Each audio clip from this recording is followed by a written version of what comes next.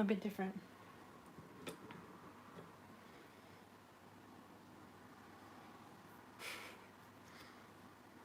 Oh, I have to turn this down.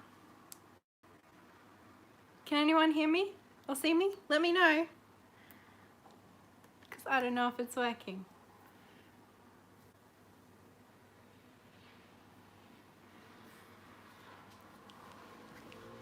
Oh, I gotta get comfy. Hello. Oh, I'm sitting on our funny couch. How are you all? Is this all right? I just wanted to sit on my couch, well, rather than in my room. So is this okay, or should I relocate? It's all good? Hello, hello. Oh, it's so lovely to see you all. I've just had a shower, so I'm all just chill. Hello. Oh, I've got my iPad here so I can see what you guys are saying. Curious about how you're doing and what's on offer. Oh, yes, I have all these decks out beside me. It's so good to see you. Hi, nice to see you. Hello, everyone. Oh, how are you? Well, I'm good. I've had a rough up and down kind of couple of weeks. I had just some stuff happen that wasn't fun. Was quite stressful and upsetting. But other than that, I've just really been enjoying my little break, to be honest. I've been cross-stitching and sewing and bushwalking and just having a really lovely time, to be honest. How are you guys? Hi, Imogen. Oh, Melbourne, hello. Isn't our weather really lovely today? I mean, I know it's a bit cool and it's weird. It doesn't feel like it's supposed to be summer soon, but I'm quite enjoying it. Back home in Townsville, it was like 42 degrees or something today. So I'm quite happy to be in Melbourne and not in Queensland. Now I wasn't planning to do this until I got home about 45 minutes ago, an hour ago. Another from Melbourne. I figured this time of night, most people are probably going to be in Australia and maybe UK, but not so much the US. It's really nice weather today, not too warm. Yeah, Dad and I went for a little day trip down to Geelong today because he had an interview. So I just got to wander around. It was really lovely. Went to a few bookshops, although I didn't end up buying anything. But that is because I have so much stuff. And I'm feeling like I just need to get rid of some stuff. Hence the 20 plus decks that I'm ready to share with you guys. 5 a.m. Rebel Child. Oh, you're better than I am. I struggle with 7 a.m. Good to see you. I'm here with Kelly Bear. Hello. Hello from Switzerland. Okay, so the EU's with us. Hello. So did you guys want me to just chat first or go through the decks first? Which would you rather? Or I suppose I could do a bit of both. I don't know. I don't really have a plan. Can you hear the traffic too much, or is it okay? I haven't thought any of this through. It was good yesterday, the day before we had a blizzard. Oh my God. Blizzard, it was almost warm. We had the door open a while. I'm in Missouri. Ah. Hello, Molly. It's 4 a.m. Hello, New Zealand. Oh, very cool. Chat first. Okay. I don't really know. I feel like I have so much to say, but I don't know what to say. Yeah, I was quite busy at work, which was good. But I did have a bit of a, I think the stress was a little bit much. It did get to me. And then, yeah, Blair and I have just been spending some really good time together. We've been playing the new Pokemon game, we got Let's Go Pikachu, obviously, because apparently you can't evolve Eevee. And I was like, well, what's the point of Eevee if you can't evolve it? We'll go with Pikachu. That was my logic, but it's really fun. And yeah, other than that, I've been cross-stitching a bit. Cross-stitched a TARDIS, which was fun. I've been sewing. I've been making skirts for a lot of my friends for their birthdays and Christmas. They're very simple and easy, but they're adorable and I love them. And everybody else seems to love them too, because I get them in like a TARDIS fabric or a Harry Potter fabric. So they're not too busy worrying about how neat my stitching is or straight my stitching is. They're just excited that it's a Harry Potter skirt, you know. So that's fun. Yeah. Hello. I haven't really been using tarot or anything a lot lately. I think I just needed a break from everything. Just needed to get a bit more. Yes, a Harry Potter skirt. I'm making one for me and my friend next. I don't know if you can see this because I know our internet's always pretty shoddy, but I got, it's just like all the house kind of crest thingies. It's just grey, but I think it'll be cute. So I'm making those next. And it's funny, whenever I'm like, oh, this would make a great skirt for my friend Sarah, then I'm like, but I also need one. So I am getting better at sewing. Still not great, but better. And Blair and I are planning on going for a bushwalk on Thursday, so that'll be nice. And then he's taking me, we have this thing that we do, it's gonna be a bit corny, but we have this thing, because you know, we've been together for 8.5 years and it's quite easy, I think, to just, I don't know, I wouldn't say we get in ruts, but you know what any relationship's like. So we have this rule where each month, each of us will pick a date that we go on, and it doesn't matter what it is, we both have to, you know, just enjoy ourselves and enjoy each other. But he's really cute because he doesn't care about Harry Potter. He doesn't particularly like Harry Potter. He doesn't dislike it, but this month he's picked to take me to The Crimes of Grindelwald because I still haven't seen it. So we are going to do that on Friday morning, I think. So yeah, just been really having a good time. Chilling, which is good. Yeah, does anyone have any questions? I still don't know, oh, what's your top recommendation for place to go bushwalking? In Melbourne area, there's so many. I've really enjoyed anywhere around the Dandenongs. I've been to like Sherbrooke. I keep calling it Sherwood Forest, like in Robin Hood. But it's Sherbrooke Forest was lovely. And then there was, oh, no, our favourite one was, I've just forgotten. It wasn't out near the Yarra Bend, it was further. I don't know, but I have a bunch of books and stuff. You can get them just from Dimmicks and stuff. They have like best Bay bush city walks in Melbourne and best bush walks around Melbourne. I have a bunch of those books and we just kind of flip through them and pick something that's, you know, within driving distance and that is kind of a reasonable distance for what we want to do that day. The Dandenongs are so nice. Haven't been there since I was a kid, but it was so close to me. Oh, that's lovely. Yeah, we're on the other side of Melbourne, so we don't tend to go there very often. Yeah, Sherbrooke is amazing. Have you been to the Piggery Cafe? We did go to a cafe there, but I don't remember what it was called. But we just had such a lovely day there, and it was kind of,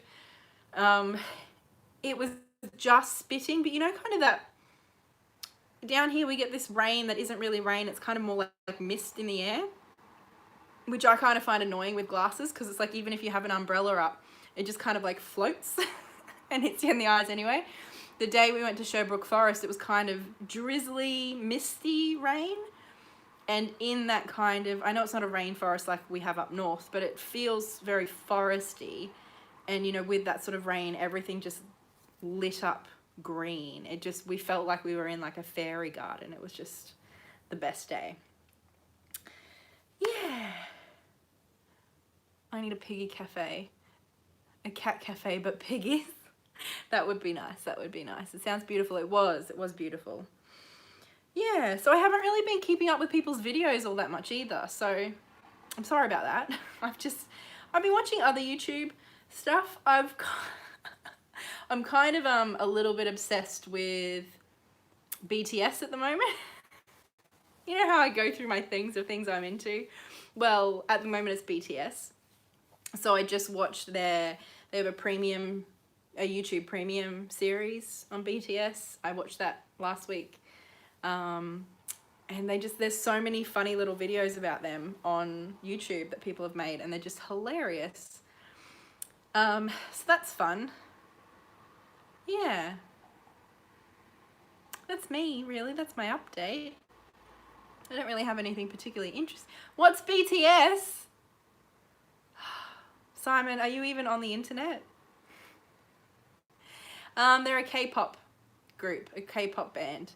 And they actually, was it earlier this year? They beat the record for most views in 24 hours on a video. They got 45 million views on their video Idol. So they're, I don't know, they're one of the biggest music acts in the world at the moment, from Korea, and they're very cool. Yeah. And they're just, like, watching their videos are the most colorful, amazing thing ever, and their dancing's really cool, and I don't know, I just get a kick out of it.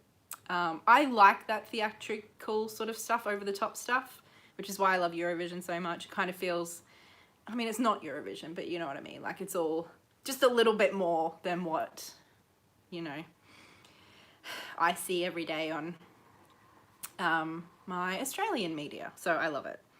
But yeah, I don't know. Does anyone have any questions for me, or should I get into the decks? I don't want to bore you, but also it's lovely to chat to you. I'm not sure if I'm ready to come back. I definitely don't have any desire to sit down and make videos. I've had a few things that I kind of want to say, but I don't know. I don't want to come across rude, and I don't want to say it the wrong way, so probably sitting down and filming would be better. Thank you, Simon. So I don't really know what I'm going to do. I don't have any plans about coming back. I'm just not into pop culture. I am so into pop culture. Like, I don't know, I just think it's so interesting. I think you can tell so much from a society, about a society, from what was popular at a given time in a given place. So even though, like, my favorite sort of music is not necessarily, it's kind of more not popular, but I definitely, from like the 80s is more my era of music that I like. And yeah, I don't know, I just find pop culture really interesting. And yeah, so I kind of love it. I kind of love it, which I know is not a very cool thing to say, but I just do. Blair thinks it's all really lame, but I can't help it. We'll still be here however long you need. Thank you. Yeah, I don't know. I don't know what's going on with me, but that's all right. We've got to do what we got to do, hey. Yeah, so does anyone have any questions, or should I start going through some of the decks and then maybe we can talk after? I don't know, because I have a lot of decks. This is about a third of my collection. So it's a pretty big deal. As long as it makes you happy. Thank you. Let's see the decks. Okay, before we, this is part of the decks. I just want to say, I've written it in the description, but basically there's some rules to this, okay? Some of these are decks from last time I did a trade video, and I realized that some things just don't work with a larger audience and with all of this. Okay, so the rules are, send me offers. Like, I don't want a bunch of emails being like, I'm kind of interested, what are you looking for? You know what, like, just, if you like a deck and you're interested in a deck, send me an offer, okay? And if you're not sure what it is, go have a look on eBay, have a look on the Facebook groups. Just tell me what you think is fair and what you're willing to pay. Because I just don't want to go back and forth like I did last time. It was like, you know, a bunch of people wanted a certain deck, but I felt like I had to negotiate with the first person first, and then by the time, you know, if shipping was too expensive or something, by the time I got to the second person, it was a week later and they weren't interested anymore. Do you know what I mean? It was just too much. So just send me what decks you have to trade or what you're willing to pay. Does that make sense? So my email is just mail@kateyflowers.com. Would be great if in the, oh, what's it called? You know, when you send an email, what's the thing that you say? It's not the description, it's the subject. Yes, thank you. In the subject line, if you could put like the deck that you're interested in, or if there's a bunch of them, just put, you know, a couple of them so I can kind of keep track.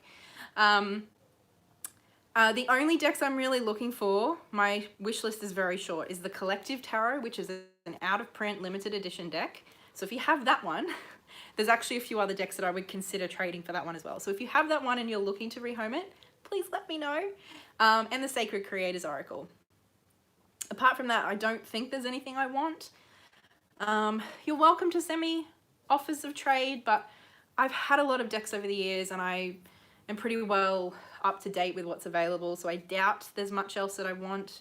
So for the most part, I am looking to sell. Now, I'm not looking to, you know, hold on to them and make a mint buck, but I also don't want to just give them away. So I hope we can find that kind of fair ground. And I know the video footage isn't great, so Molly, you might be pleasantly surprised. So basically, please don't, you know, try and offer me in the comments because that'll be too difficult to keep track of, all right? So if you see something you like, email me. Oh shit, what was I gonna say? Oh, the video quality isn't gonna be great and I don't wanna go through card by card with all of these. Like the last video I did, I kind of, you know, filmed it and edited it and I couldn't do that. I couldn't bring myself to do that. So most of these I've shown on camera before. So if you want to go have a look at what my deck looks like, have a look through my videos. I'll try to talk you through if there's any, you know, if it's been used or what. I'll try to explain that and show you a little bit in this video. But if you want, like, I can take photos and send them if, you know, especially with a out of print deck where that might affect the value or whatever. So I'm sorry I can't show you that quite as well as I usually would. And there was something else. Oh, with shipping, I'm in Australia, obviously. I've left a link in the description where you can actually go and check roughly what the shipping will be to your country. So rather than emailing me what's the shipping, although it still will depend by weight and, you know, you can kind of guess, you know, one small deck might be 500 grams or under. Two or three, you know, maybe two decks might be a kilo or under, you know, have a bit of a guess. But if you put in my postcode as 3,000 and then just pick your country, it'll come up with the price list of parcels from my place to your place. And you can also see the differences in price for just standard tracking or standard postage and what tracking and insurance would cost. And so basically, because there's a lot of decks and some of them are worth quite a bit of money, I'm happy to, you know, go through and get that tracking and stuff, but you'll have to pay for postage. And if you decide not to, if you just want the standard postage, that's totally fine, and I've never had problems before. But if for some reason something does happen and it does go missing, I can't be responsible for that, okay? That's just my disclaimer. I think that's everything. PayPal is generally easiest. If you're in Australia, I can do bank deposit as well. I think that's everything. Okay, so there is, does that all make sense, everybody? I think it's fair, and I just want to have that all out there. If you're not cool with any of this stuff, don't buy any of these decks. Okay, we do have some out of print. We have a lot of indie. So let's just, oh, and one more thing. One last thing, I promise. If I have bought any of these decks off you, or you've sent any of these decks to me, I hope that you don't take it personally, that I'm ready to move them on. That's something that I'm not the sort of person that needs to hold on to something because somebody's given it to me. Like, I more appreciate the gesture. And to me, I don't know. I don't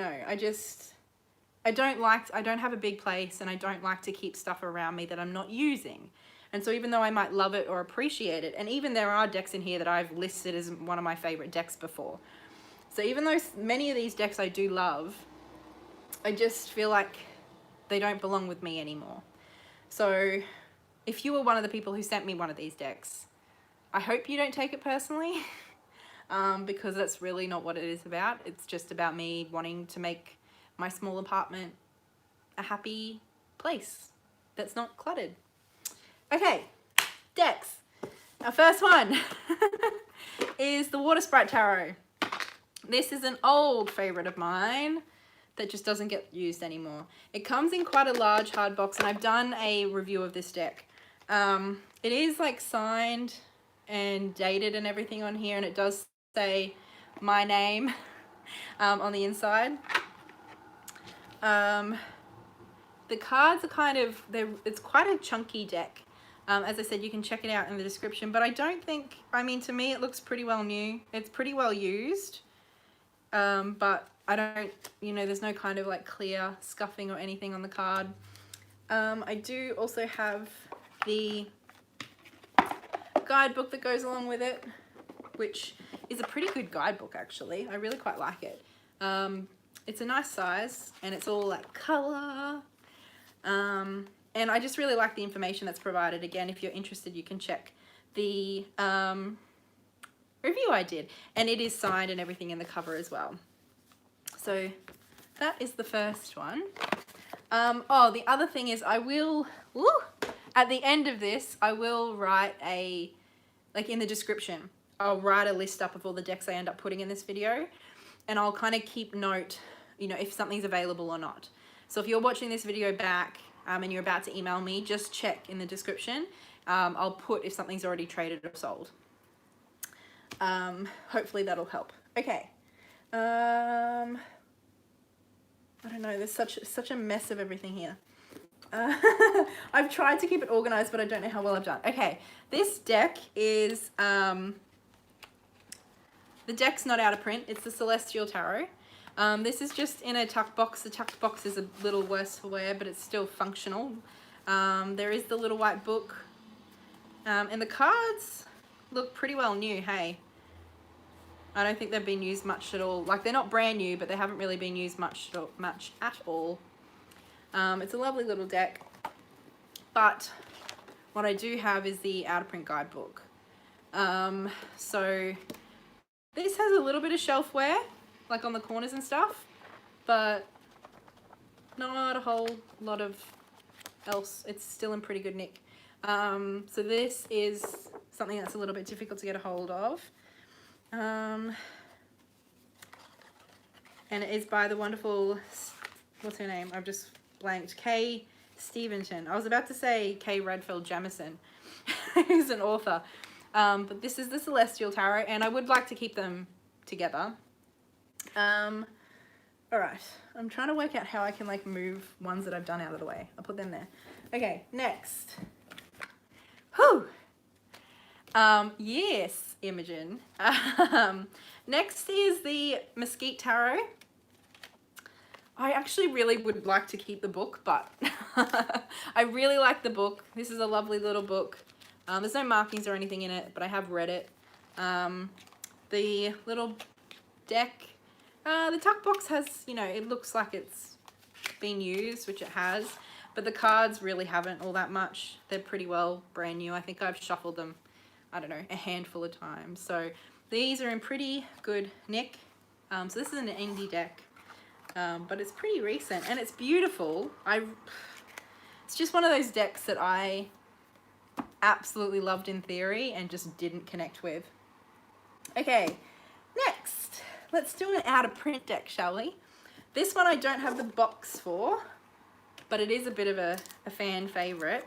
It's the Mythic Tarot. I have the book, and it's pretty good nick too. It doesn't really look like it's been used much at all.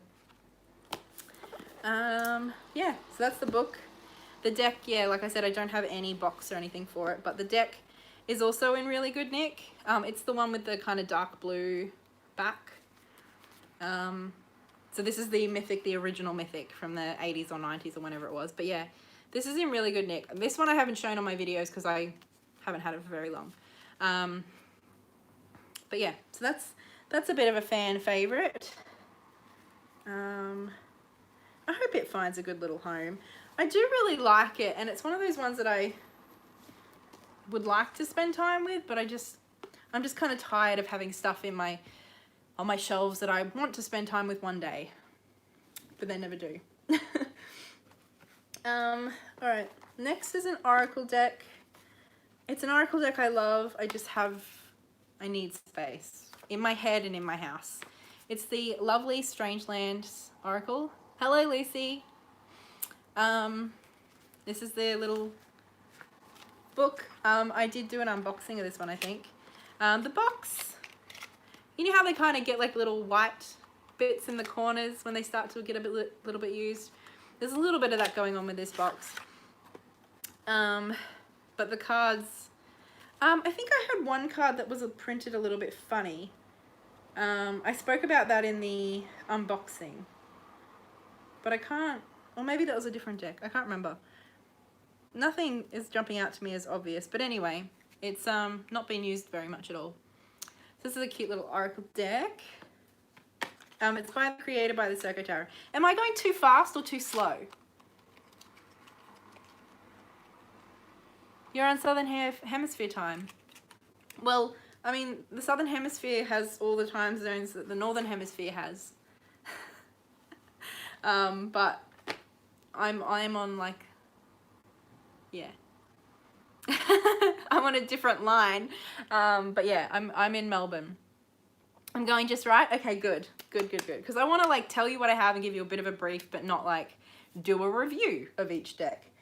Okay, next one is a deck that I want to keep, but I just, I don't know. It's the Rosetta.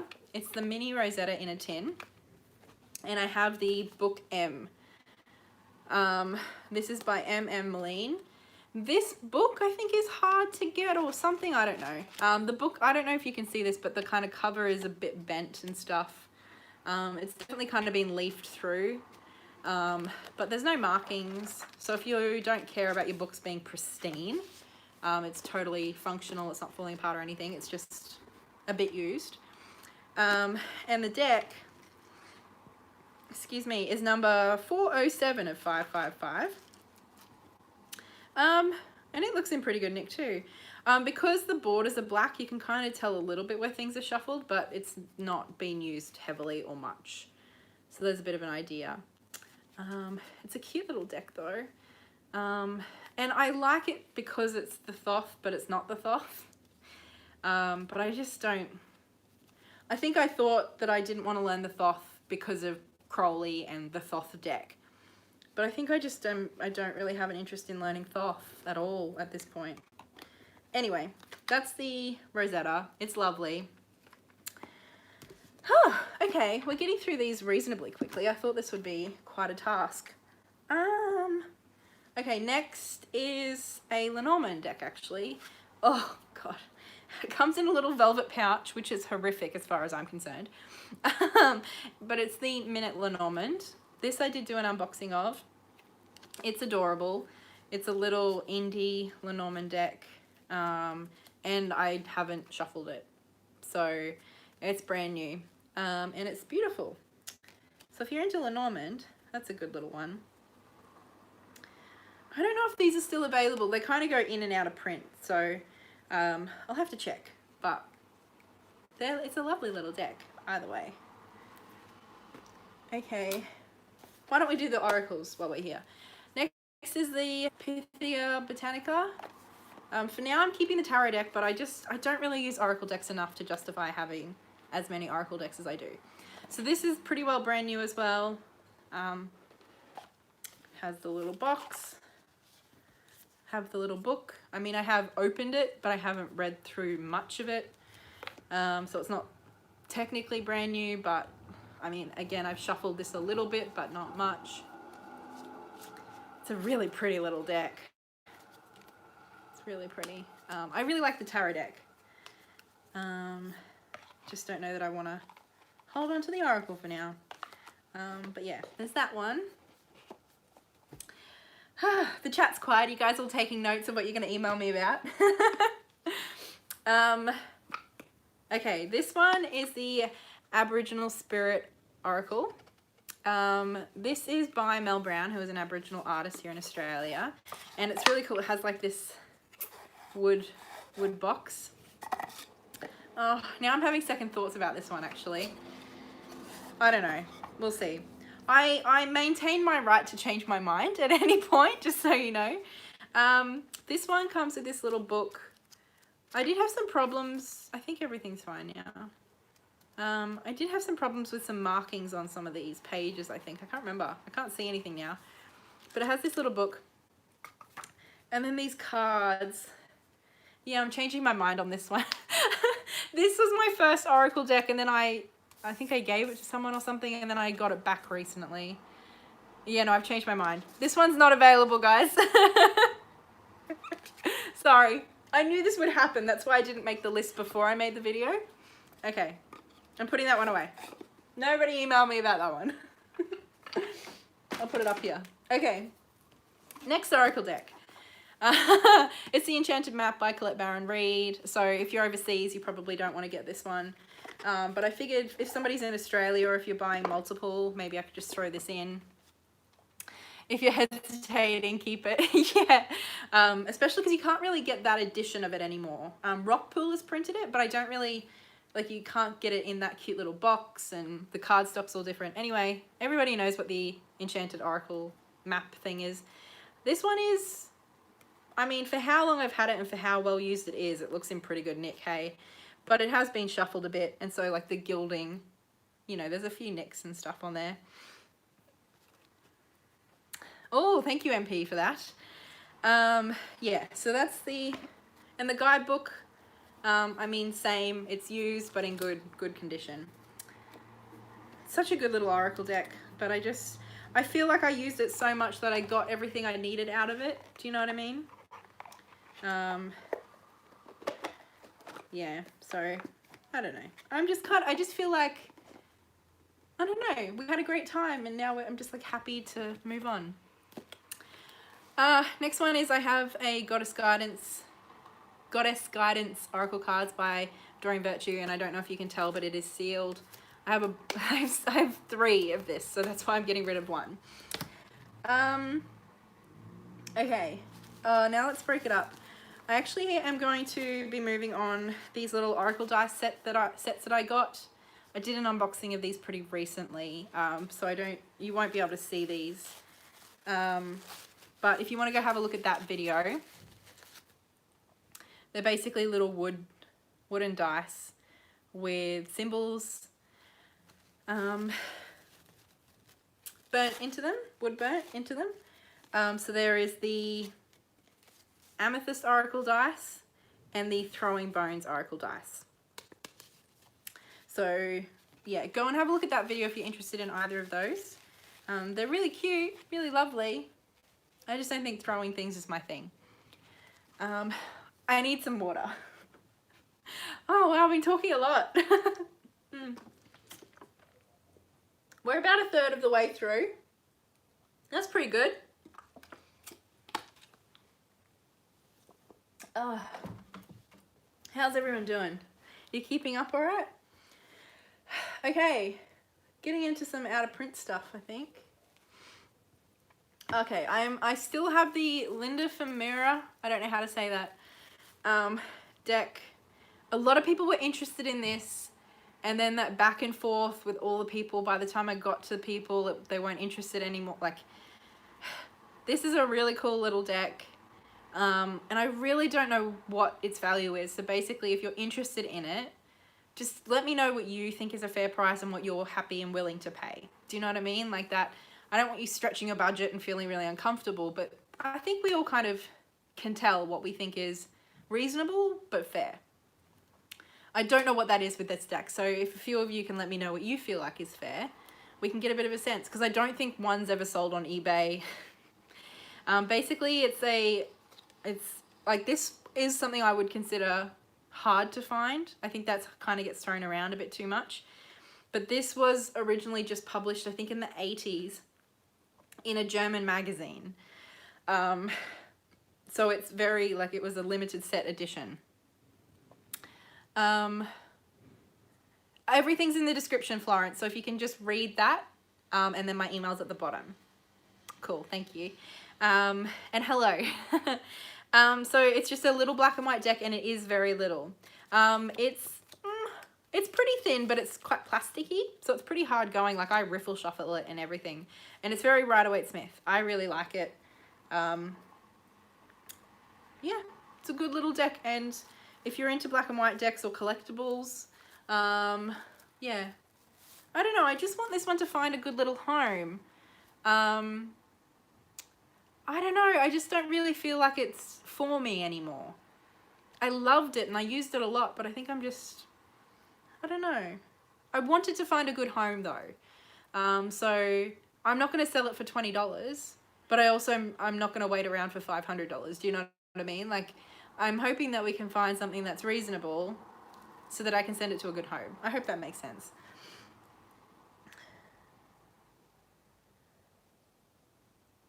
Okay, you guys must be talking about something else. I don't have a dental off. Sorry. There you go. Spoiler alert. Okay.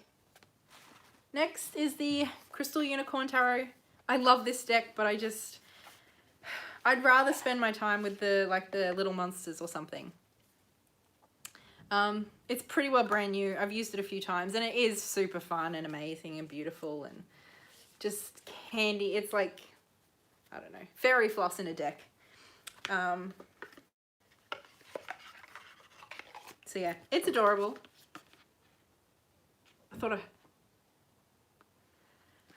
I'm a bit sensitive to noise tonight. I hope can I just share something with you guys?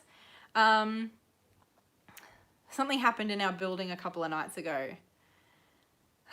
It was the most horrible thing. We don't usually hear much in our building. We tend to hear stuff more outside, but like the apartments themselves are really well insulated. And on Sunday night, International Day against, like, eliminating violence against women, I heard the most horrific screaming and banging, and it was just... So I called the police and was hoping that they'd tell me that I was being silly and that, you know, it was just, you know, a kid being stupid, but it wasn't. And I had to provide a police statement, and it was like 3 o'clock in the morning, and I just... I just felt sick and I couldn't stop crying for the rest of the night. And so now every time I hear like any noise, I'm like, Anyway, that was really, really stressful and horrible. It was. It made me like angry and sick and scared and all of the things at once. It was, and I mean, like, I'm fine. I know I'm fine, but it was just... So I hope I haven't triggered anyone. Like, I haven't been through that myself. But yeah, it was not nice. Okay. So if I'm a little bit jumpy about any noises, that's why. And if I end this abruptly, it's to call the police because we're using my phone. Okay, back to the deck, something much more fun. Yeah. Okay. Let's talk about some out of print decks. I'm sure that'll get you guys excited. The Stellas Tarot. I feel like I'm finally ready to let go of my second copy. And this comes with the box. The box has a little bit of a crease on the side. I don't know if you guys can see that, but like it's kind of like it was squished a little bit, but it's still totally intact. The little white book is pretty well new. And the cards look pretty well new. They have a slight smell to them. It's not unpleasant. Just I think the person who had them before me might have burnt like Palo Santo or something. Like this is a deck that has a very, very subtle smell to them. So if you're super sensitive to that, we don't smoke. Neither of us smoke in this house. We don't have animals, but a lot of these are secondhand or whatever. So I can't guarantee that there's no allergens amongst these, but I think our house is a pretty safe one. We don't even really burn much incense. We occasionally do, but not much because of my hay fever. But this is a deck that I've noticed does have a slight scent, so I just want to be upfront about that. It hasn't affected me, and I'm quite sensitive, but you know, if you have any particular things, then just keep that in mind. But it's beautiful, and yeah, the cards are pretty well, very good nick. The box has a bit of wear, but it's a wonderful, wonderful deck. And yes, I think I saw a few comments about, well, I have another copy of this that I've trimmed, so it's perfect for traveling. And ultimately, I have a love affair with that specific deck. Yeah, well, if Zach wants to contact me, he can. I know lots of people have contacted me over the years asking for that deck for me to trade it. And I mean, ultimately, I just can't keep track of everybody, and I can't go back and email everybody and wait for the, I don't know. It's up here, so anybody who's interested can let me know what they offer for it. Okay, now I have two of the same deck, but it is out of print. So we have the Heart of Faerie Oracle, and I have two. Okay, I think I should have probably had a look at to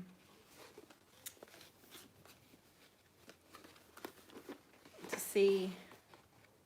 They both have a bit of shelfware on the boxes, but they both come with the hardcover book that's new, and the cards. Okay, so this one is not brand new. Like, I've opened it, and like the cards, you can tell that they've kind of been shuffled, but there's no like damage or anything to the cards. So we'll call this the used Heart of Faerie. Okay, so if you're interested, you can let me know which you'd rather, because obviously, I mean, they're both in really good nick, but I suppose that does affect the price a little bit. I don't know. Like I said, I'm not like here just trying to make a buck. And then this is the one that is, it was on the shelf for a while, but it is brand new. It's opened though, but it's new. Woo! They're big boxes, aren't they?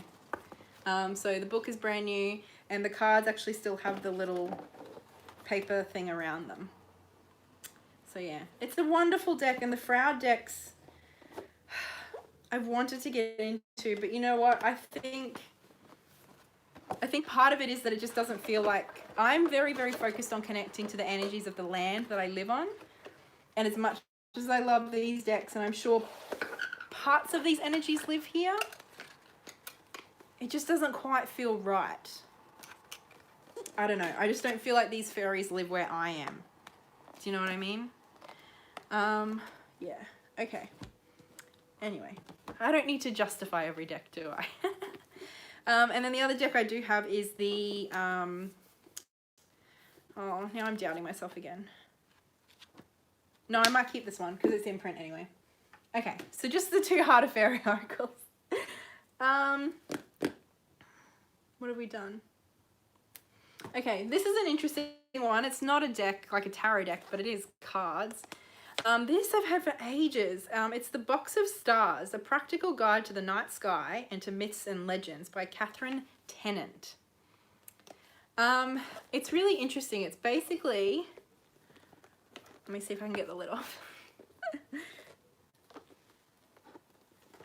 without dropping everything. It comes with this little book, which is, it's used, but yeah, it's definitely used.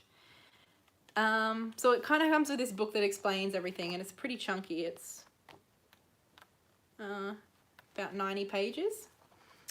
So this is for you astrology nerds, and it's pretty cool because there's, whoop. This is really pretty. I don't know if you can see that, but it's like a, I don't know what they call this, but to me this would be a map of the sky. It's like all the constellations, and it's very, very pretty. And then what's this one? So I kind of have to show this because I haven't shown this on my, okay, so this is another one. I don't know if that's a different view or what, but very pretty. And then the cards, there's a whole stack of them. I used to put these on my altar, depending on like the, whatever was appropriate for where we were. But they're quite large. Like they kind of be like a size of like a notebook, maybe. like compared to a regular deck. Yeah. But the cool, and they've all got this really cool, interesting artwork on them. I don't know if you can see that. They're really cool. They just sit in my drawer, that's all. But I won't be able to show you this, but basically where the stars, the main stars are for the constellation, is little holes put into the card. And so like when you hold it up at night to a light, you can see the stars. Does that make sense? It's really cool. If I had better camera or something, I might be able to show you, but I don't know. I have no idea. I just think this is a really cool, interesting thing. I don't think it's particularly valuable or anything, but I don't know, if you're an astrology geek and you're keen for that celestial tarot or whatever, maybe you'll be keen for this too. Yeah, so the box of stars. I don't know if there's much information on it online. You can check. I didn't check before this, but so yeah, if you're interested, have a bit of a look, see what you can find, and let me know. Next is just a tarot book. It's the Spiral Tarot book. This is my favorite tarot book ever. Guidebook anyway, which I know is crazy that but I just feel like I've gotten so much out of it that I don't reach for it anymore. And I know it's out of print and that I get emails all the time being like, I want that book, where do I get it? And I just feel like I've gotten so much out of it that I just feel like it deserves another home because I don't read it anymore. So, I mean, it's in pretty good nick for a second or third hand book. Definitely, you know how like when you flip through things, the kind of cover stays open a bit, so it does that. And I mean, you know, there's a bit of wear, but it's in very good condition. There's no marks in the pages. I'm just checking myself. So if you have the Spiral Tarot, I don't know, I just adored this book, and I hope it finds a new loving home. Ah, my throat's getting sore. Okay. I think we have about 5 or 6 more decks left. Okay, so we have the Numinous Tarot. God, this box is huge. I'm not going to get this out because it's a bit of a pain in the ass to fit the book and the cards back in. But basically this is brand new. I think I've shuffled the cards, but I haven't really read with them. Yeah, the Numinous Tarot. It's fabulous. There's heaps of videos on it online, and if you're really, really super keen, I'm happy to take it out and like get photos and stuff for you. But I'm not going to do it right now because the quality's shit anyway. Okay. We have the Considerate Cat Tarot, which is adorable, and I love it. Just, I don't know. It's really sweet. I did an unboxing of it. I haven't shuffled it yet, so it's brand new. It's lovely. Very cute.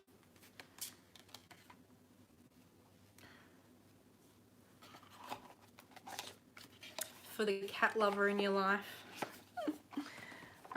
Okay, I have 2 just regular decks. This is the Tarot of the Dream Enchantress. This box is kind of falling apart, but you can put it back together with sticky tape or whatever very easily. I just haven't gotten around to it. The cards are in pretty good nick though.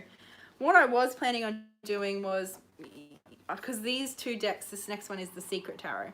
They're by the same artist, and I was planning on kind of picking my favorite cards from each and then making one deck. And I love that idea. I just never got around to it. And there's other decks that I'd rather spend time with.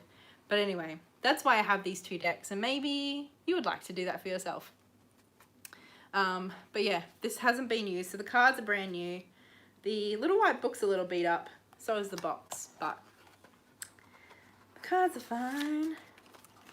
And then, as I said, the Secret Tarot. Now, these are both the standard size. You can get these both in minis, I think. These are just standard. This box has a bit of shelfware and stuff, but it's in much, like it's still intact and everything. And this deck hasn't really been used much either. So they're both pretty well brand new in terms of the cards. Boxes, not much so. Not as much so. I think I did shuffle this a couple of times, but not a whole lot. The chat's quiet. Are you guys still with me? I mean, I know why. It's because we're not having a conversation, but it still feels rather funny. Like I'm just talking to myself. Which, hey, I do. No shame. Okay, we have 2 decks left. The first is the Osho Zen. I don't know if this is particularly worth like sending. And I do love it. Anyway, this is an old, like these tape box editions, and it has like a tea cup stain on it. And then we have the book. It's used, but there's no marks or anything that I remember in here. And then the cards. Oh, this might be another one I changed my mind on again. Yeah, no, I changed my mind. Are you a hoarder? No, not particularly.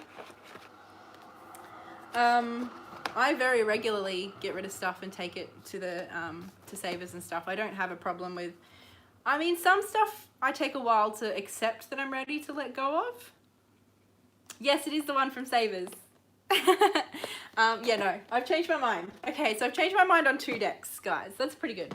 No, I'm not a hoarder. Otherwise, I think I'd be struggling to get rid of 20-something decks right now.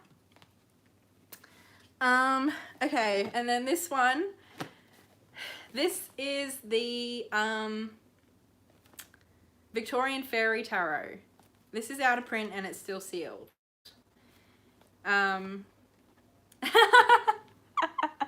Yeah.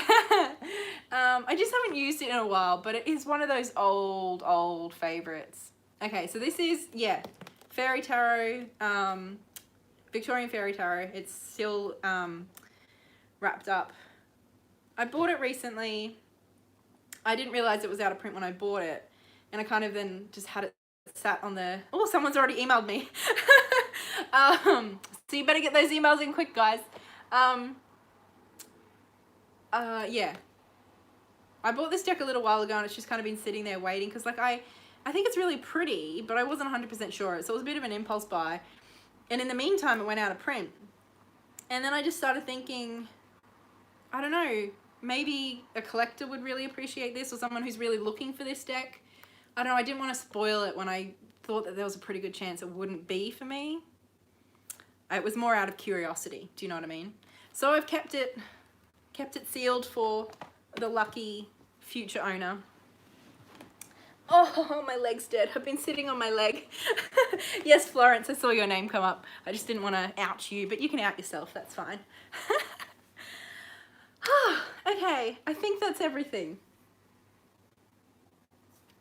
Yep. I think that is everything. There's a couple of other decks that I'm borderline on,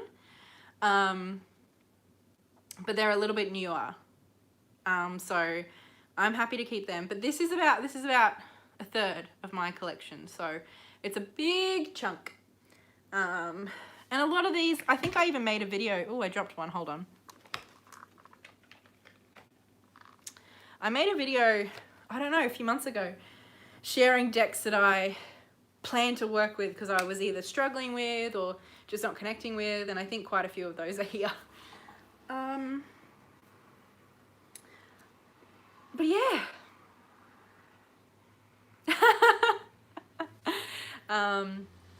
Yeah, so I think that's the most of it. If you have the collective tarot and you're ready to part with it, there are a couple of other decks that I would consider trading. Hi Katey, everything okay? You're a bit worried about what? What are you worried about? Yeah. So if you have the collective tarot and you're willing to trade it, let me know, because there are a couple of other decks that I'd consider trading for that one. But everything else, it's either the collective tarot, Sacred Creators Oracle, or Cash Money. Because I just don't, I'm ready to have I'm not ready to have, you know, like a minimalist collection, but I'm happy to have a little bit of a smaller one than I currently have. So I don't really just want to send all these out and get 20 decks back. So either if you're happy to trade multiple of my decks for one or two of yours, or cash money. So how you all doing after that? Did anyone find anything that they're... Oh, I've gotten a few emails. Good-o, okay. I'm not gonna like rush to get back to everyone. I'm gonna just kind of take my time because like I said, I'm doing pretty well, but I am also just trying to take things a bit easy. So, but I'll get back to you soon. Don't stress.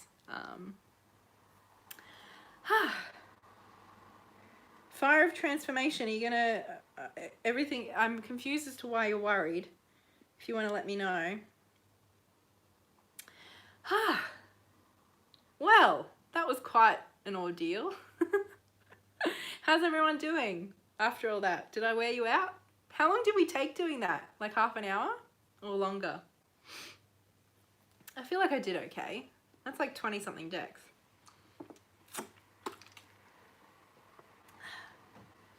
Oh, I ended up keeping 3, didn't I? Here's the other one. All right, I'm pretty happy with that.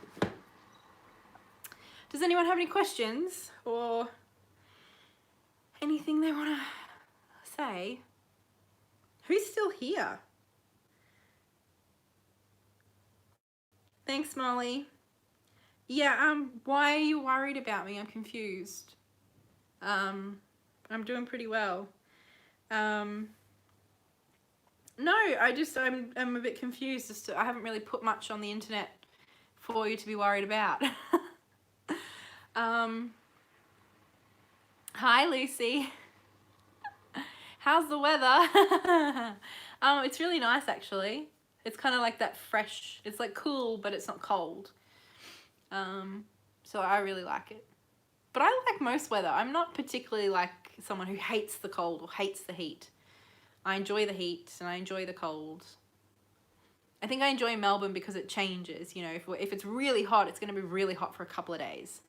And if it's really cold, it's really cold for a couple of days. It's not like Townsville where it's like, okay, 8 months of the year, it's just 90% humidity and 36 degrees. Like, I hated that. I'm doing a purge too. It's just a spiritual thing for me, honestly. Need the clutter away. Although decks are awesome, but I'd love to live with less. Yeah. Rosie's curious as to what time it is. It is almost 10 o'clock at night on Tuesday. Getting ready to head out. London's calling. London's calling. Good to see you. Bye to Simon and Kelly Bear if she's still there. 4 seasons in one day. Yeah. I have Boy Diviner. I'm going to put a list in the description when I finish this live chat. And yeah, so there's about 20 something decks. So you can rewatch that when we're done. Cool. Now I'm just wondering, I'm from Finland and the clock is now 1 p.m. No deck November, but it's December soon. Nice. I'm doing 50 something % depth year. I don't know what that is. I'm sorry. Oh, look, we have 2 Finland kids getting together. I don't know. I mean, I have some things I've been wanting to say, but I don't know if I can be bothered making videos. So I don't know if I should do live videos or if I should just keep chilling and not being on YouTube. Because I'm really quite enjoying it, to be perfectly honest. I mean, there's parts of it that I miss. But I used to really look forward to like sitting down and making a video and editing. I loved editing. It took so much time, but I enjoyed it. Whereas now I think about it and I'm almost just like, ugh, no thank you. So yeah, I know I said I'd give it a month and then let you guys know, but I'm just quite happy to continue not knowing for now. But yeah, this has been fun. Maybe live videos every now and then. Oh, more videos. I mean, more emails. Getting a few emails. If you're watching this live back, like I said, I'll update the list when I've written a list. I'll update the list and kind of keep track of what's available and what's not. And I'm not just gonna like, you know, I'll probably get back to you all in the coming days, because I'm gonna go to bed after this probably, so it won't be tonight. Restorative times are important. They are. Take a good long break if you need it, Katey. Thank you.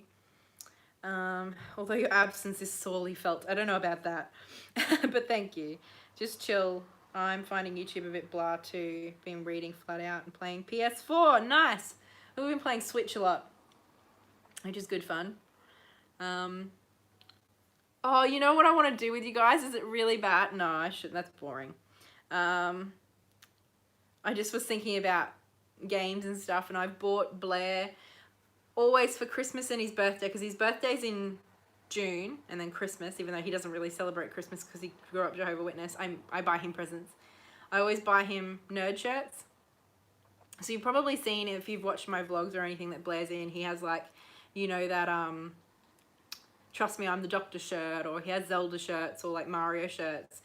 They're all from yours truly. Like I'm the awesome one who gets him cool videos. A bunch of shirts that I bought him for Christmas have arrived and I haven't opened it yet.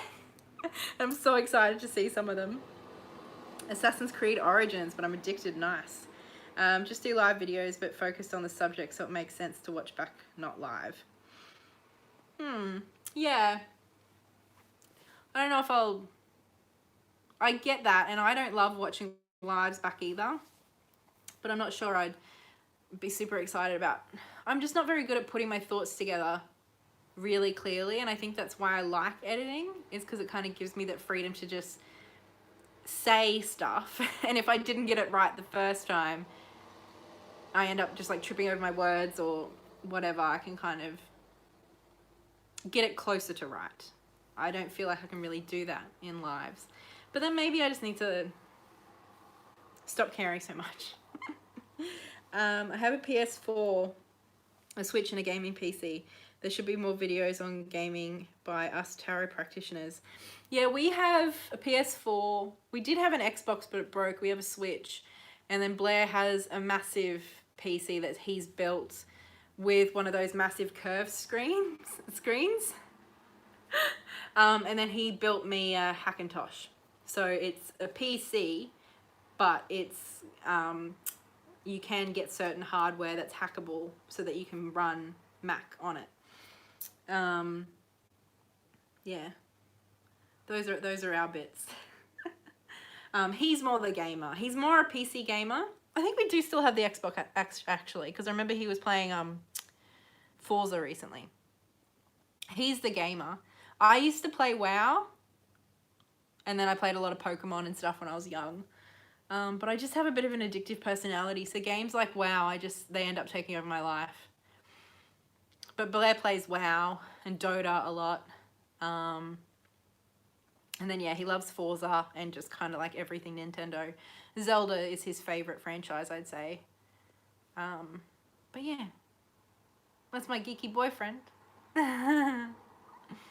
Yeah, WoW's ridiculous. That was a long time ago. That was before I met Blair, so that was like 10 years ago I used to play. He's been playing since vanilla. So he's an OG WoW player.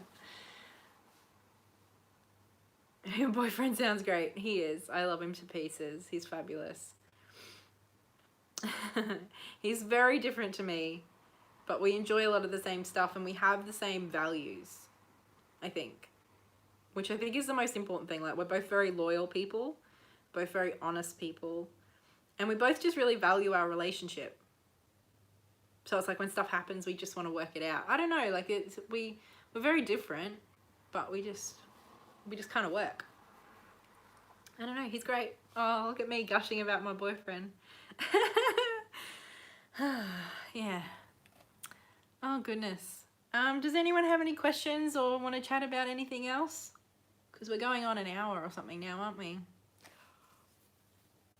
Oh.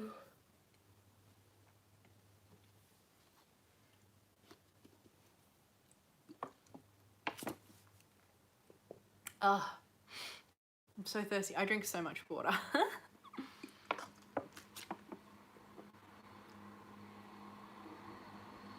Chat's quiet. I don't know if everybody's left because I'm done with the cards.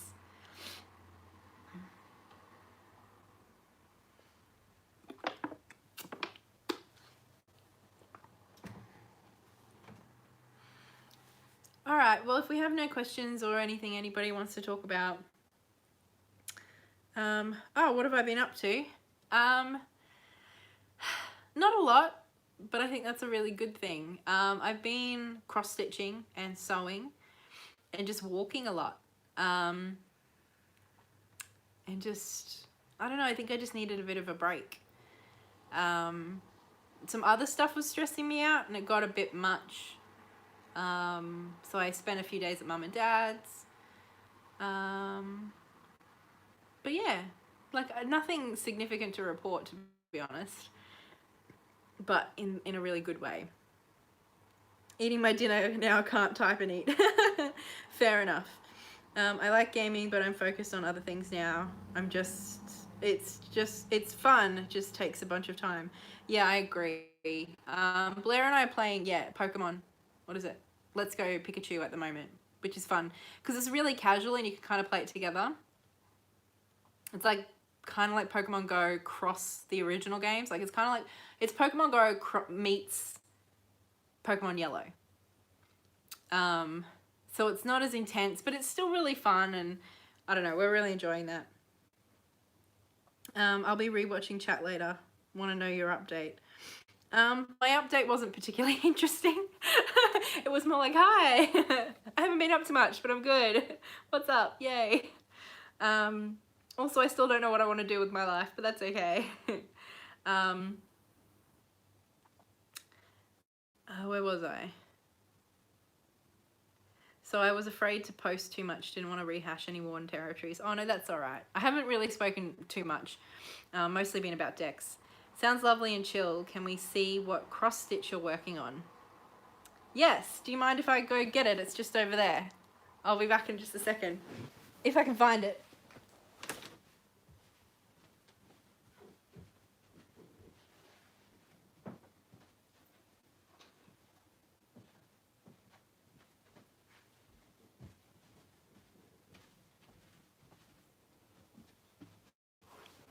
Whoop! We're stuck in the corner, hold on. I'm gonna get comfy again now. Okay, so I've never cross-stitched before, but last year I picked up some cute little patterns and I finally had a chance to do them. Now I haven't finished, but can you guys even see that? I'm gonna have, there's gonna be a bit more of it, but it says, I wanted to see the universe, so I stole a Time Lord and ran away. So obviously it's Doctor Who and the TARDIS. Yeah, I was pretty proud of it. I had to redo a bunch of it so many times because I kept like putting the wrong stitch in the wrong place or whatever, but I think it's turning out pretty well for my first go. It's really cute. I'm pretty proud of myself for that.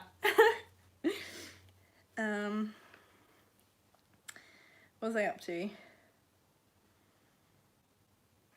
says there's still like 50 people, yeah. But not particularly chatty people, except for a few of you. Thank you.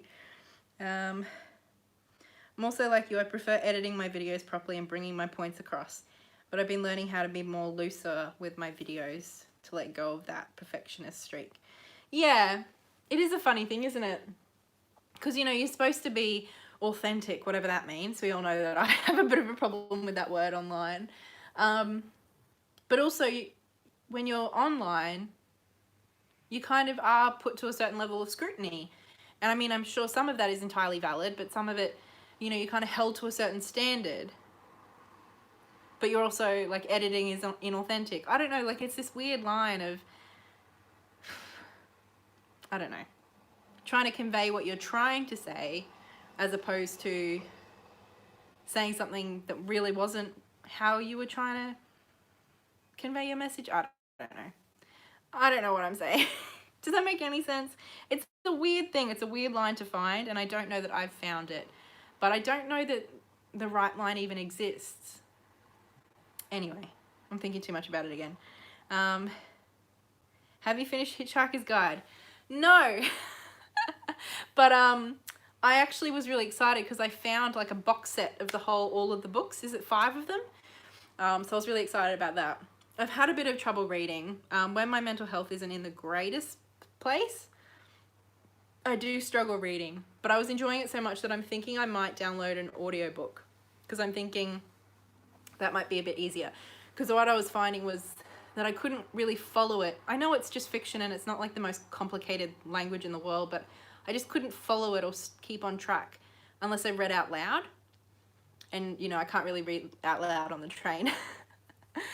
So I just wasn't reading it very much. But I'm thinking I'll get the audiobook and get back into it, because I was loving it. I just couldn't stop laughing. I just thought it was the greatest, funniest thing I've ever heard. So yes. Doctor Who, I've been loving this season. I have too. I haven't watched the newest episode because Blair's on night shifts and stuff, so we haven't been able to sit down together. But I'm really liking this. And the Demons of the Punjab is possibly, I don't know, I just loved it. I loved it. Pokemon Go was cool. I would play it on my trips to buy groceries. Yeah. Oh, thank you. Thank you. You're all giving me compliments about my fabulous cross-stitching. Do you have a plan for it when you're done? Frame, pillow, bag? No, I haven't at this stage, but I just think it's really cool, so I'm not sure. I don't really know. I think I'll see how it turns out. I have quite a few friends who are into Doctor Who now because I've roped them all in. So it might make a nice Christmas present. I don't know. I'll see how much I've fallen in love with it when I'm done, and then decide. I don't know. I'm not sure.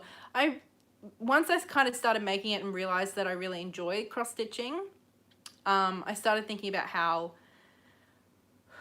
I might want to do it going forward, so that, you know, I'm not just making stuff and then putting it away. So I think I might, you know, try and make bookmarks and things like that I can actually use, because I don't really want to just like have a bunch of cross-stitched TARDISes around my house. Maybe one, but not too many.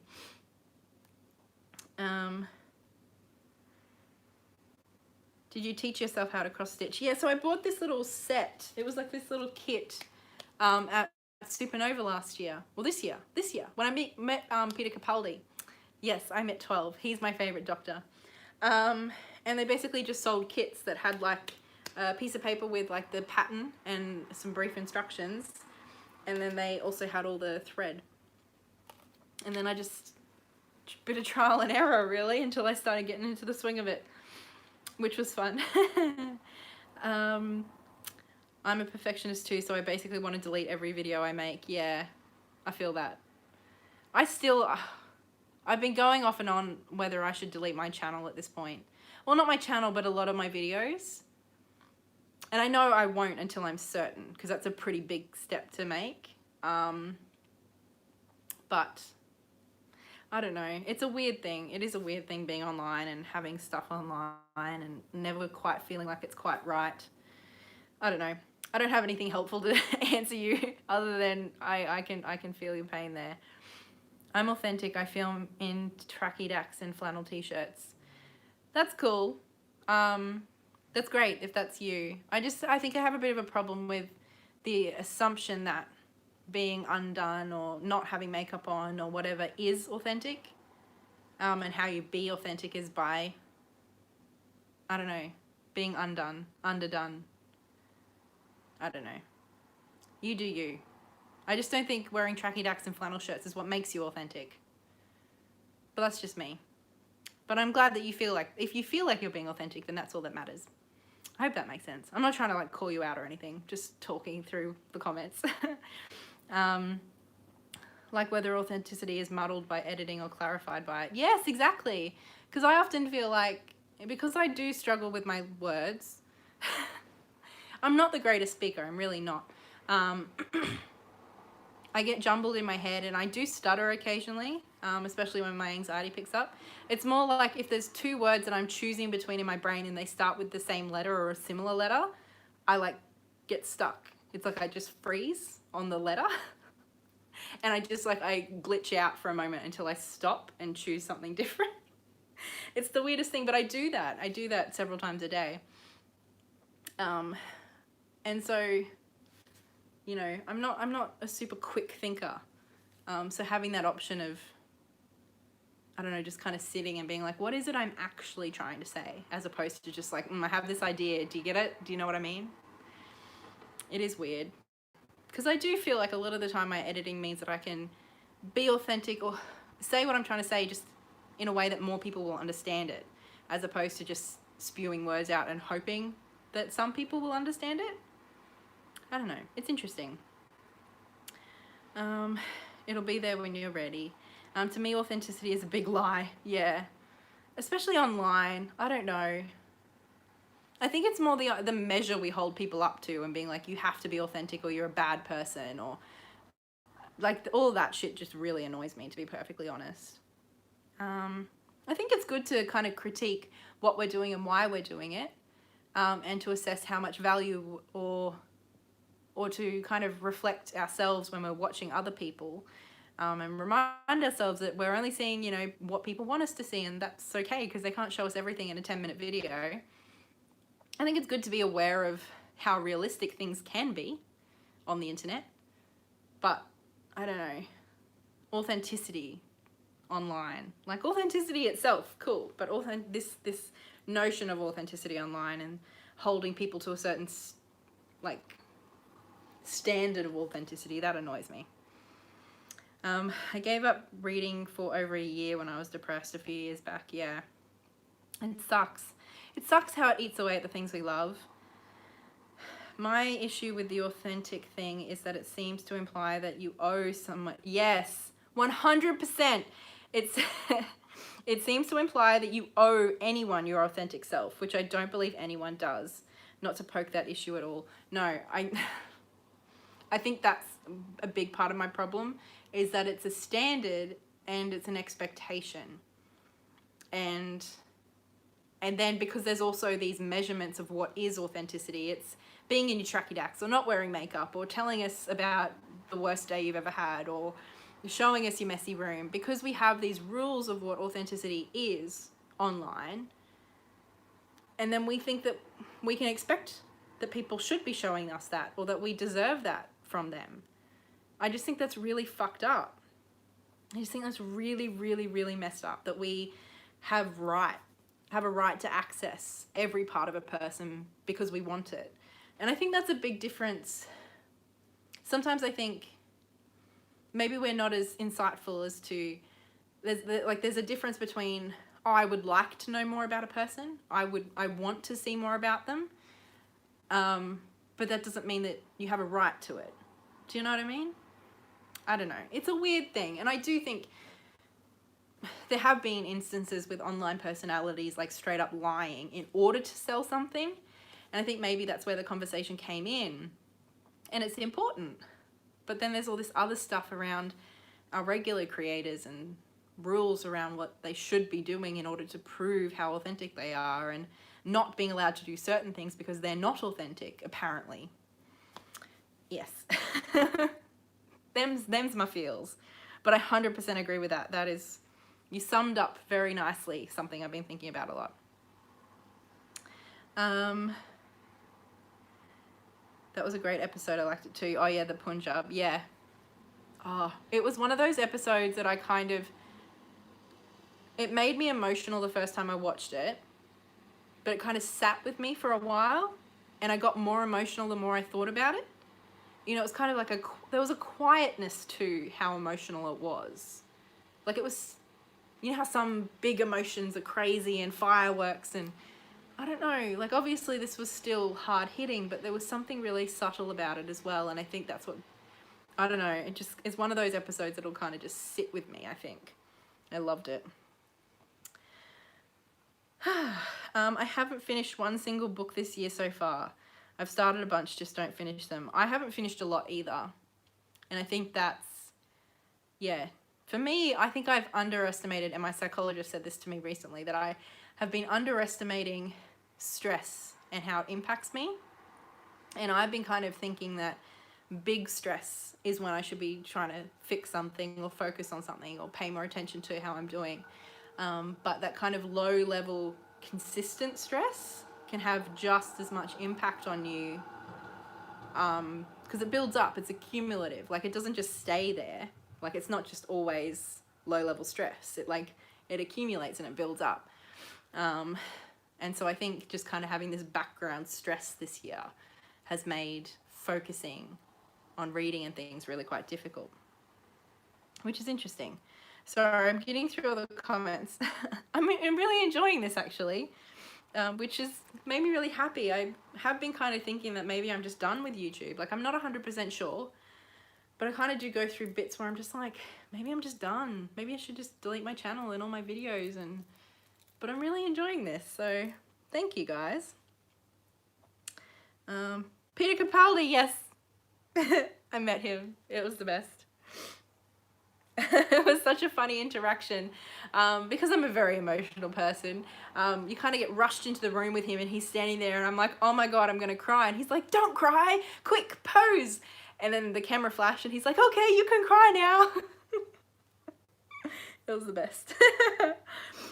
And then they rushed you out of the room, but at least I have a funny little Peter Capaldi story to tell. A bit random, but I love your necklace. Yeah, this. Blair bought me 2 new necklaces from Crystal from Power Femme. She makes prayer beads, but I asked her to make me longer ones. And so now I have 3 of these necklaces from her. And Blair bought me 2 of them. Like, I mean, I ordered them for him, but this is one of the new ones and I just adore them. She makes such beautiful prayer beads. And this one is lapis, carnelian, and moonstone from memory is what I asked for, and they're just beautiful. Everyone loves that word so much, but no one really knows what it means because it doesn't have a black and white definition to it. Yeah, is that authenticity? We change all the time. That's why authenticity changes too. I agree, and I think we all, I mean, it's cliche, but we contain multitudes, don't we? Like, we all have so many different layers and aspects to us. Don't delete your videos. I don't think I will, but you know. Yeah, I get that, but I actually am like that, so I can't be bothered getting dressed. Much to my husband's horror. At least you're comfy. That sounds great. I think you should keep your videos up. That's your call. Yeah. It's really weird for me to have a channel when it's not attached to a business of some sort. I always think, what is exactly the point of this? I've made some wonderful friends though. Yeah, I agree. I do agree. And I think, I mean, even though I was doing tarot readings, I didn't really feel like, you know, I didn't want it to be my career. Like, I enjoyed it and I loved doing that and reading for you guys and that connection, but it didn't feel like a job or like a proper business. I don't know. And so yeah, I think that's part of it, is like now coming back, whether I want to come back or not. I don't know that I want to start doing readings again, and then it's like, but what am I doing? Yeah, it's a weird world. Your authentic feeling comes through. That's what drew me in.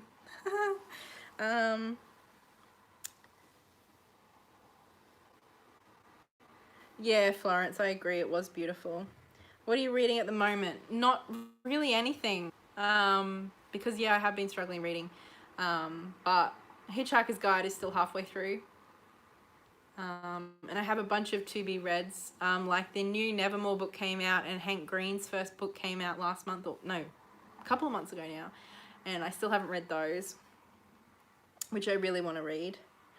I never even thought of authenticity when I started. I just wanted to share my love of tarot and debunk myths, and that it's accessible for everybody. Yeah, I agree. I don't. Ooh, it's like a crazy cat out there somewhere. Yeah, I don't think I really thought about it much either when I started. I think it's definitely, you know, we want to be comfortable and be ourselves, and we might be a bit nervous, but I think this the way that authenticity has been framed as a conversation more recently, I think that's definitely something that other people put onto us. It's an external thing. And I think I said that in a video where it's like it's a demand that we validate ourselves to other people, is how it feels a lot of the time to me, which to me is almost the opposite of authenticity, as I understand that word. It's me proving to you that I'm being myself, but it's like, how can you be the measure of that? It should be me. I don't know. It just seems so strange and contradictory, and it doesn't make sense. Oh, where was I? Oh, night, Lucy. Good night. And to anyone who's left, thanks for coming.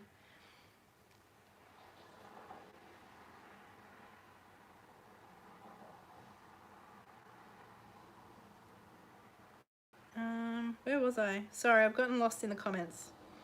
Did I join too late? Hello, Shuffle. I mean, it depends what you're here for. If you're here to say hi, then no, you're just in time. But if you're here for all the tarot decks, they'll be up on the replay. I haven't actually like sold them in the live chat. I've asked people to email me. So when I finish this, you can go back and watch it if you like. There's about 20 something decks. So, bye to everybody who's leaving. I so regret losing my online tribe and had to start over. It is better than ever, and never again will I give up on me. Do not let anyone choose your journey, choose you. Oh, that's lovely. It was nice to chat, and I loved reading about the discussion on the authenticity here. Yeah. How much schooling do you have left, Katey? I think about going back to school for psychology all the time. I already have one bachelor's degree that I don't use and a good chunk of student loans. I still have quite a bit. Because I haven't really done a lot this year because my university changed how it does it, and it doesn't work for me, so I'm going to have to leave my university. But with my trip to Timor, I had to be enrolled, so I haven't done a lot of study this year at all. So I'm changing universities for next year, and I still study part-time. So it'll be a few years yet, but I don't mind. I'm not in a rush. But it's a funny thing, isn't it? Study. You do not have to prove a single thing. Too many opinions have come your way. Tune it out. Listen to your own higher conscious only. Yeah, I'm not saying that that's my problem. I'm just saying as a discussion thing in general. I agree with you, but that's not like something that I'm having an issue with right now. It's more in response to like the discussion. And I think it is like it's like a weird internet culture thing. I think because YouTube has kind of changed how we view each other, and our access to our media personalities has changed. Yeah, so it's interesting. But yeah. There were a few other things I wanted to talk about, but I'm thinking I might have to do that another time. Like I really wanted to talk about unsolicited advice. Because I received a lot of that after my goodbye video, and I found it really troubling and frustrating. And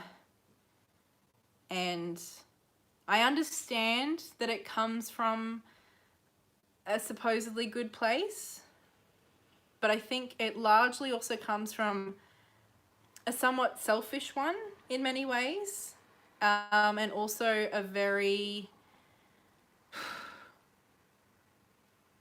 I think it lacks a lot of insight to kind of put advice onto somebody.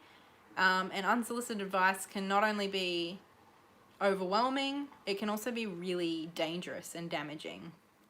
And I just thought it was interesting specifically how I made a video sharing some problems I was having, but also the solutions I come up with myself. And yet I still received hundreds of messages and emails telling me what I should do. And I just thought, I couldn't quite believe it. And it's a funny thing, like I don't want to call people out and make them feel bad because that's not the point, but I also don't want to pretend like I think it's okay. Do you know what I mean? Like it's, like I understand that those people care about me and they want the best for me, but I just don't think they really thought about what was best for me. They were more thinking about their desire to help as opposed to thinking about what it is that I needed. And that's what I mean when I say that I think unsolicited advice is selfish. I think a lot of the time when we give it, it's because we want to feel better and feel like we've helped, as opposed to what does this person actually need and am I the right person to provide it? Do you know what I mean? I felt like there was not a lot of that reflection and insight going on. Especially, and yeah, I'm surprised because you mentioned that in your last video. Yeah, like I think I said, you know, I'm happy if you want to message me or comment, but you know, also the whole point of me taking a break is to step back, and getting a lot of comments and emails like that. It was funny in a strange, like it was just, I couldn't quite believe it. Yeah, I was just kind of left wondering if they even really, really watched and listened to my video. I don't know if that makes sense. And yeah, like I don't want to hate on anyone. I'm not like angry at anyone particularly. Like it's not a personal thing. Like if I say I don't agree with unsolicited advice and you sent me unsolicited advice, I don't want you emailing me apologizing or asking, oh, I hope I didn't do that. Like that's the other thing that annoys me is when, you know, somebody comes out and says, hey, this has been happening and I don't think it's okay and I don't want it to happen to me. And people take it really personally and either get angry and tell you should just be grateful that people are supporting you, or, you know, they're just trying to help. Or people email you or message you being like, oh, I hope I didn't do that. I was just trying to do this. And I get that, but also that then kind of puts me in the position of having to comfort you and let you know, oh no, I understand. It puts the pressure back on me to make you okay. I don't know, like it's this weird thing that happens and I was very confused by it all.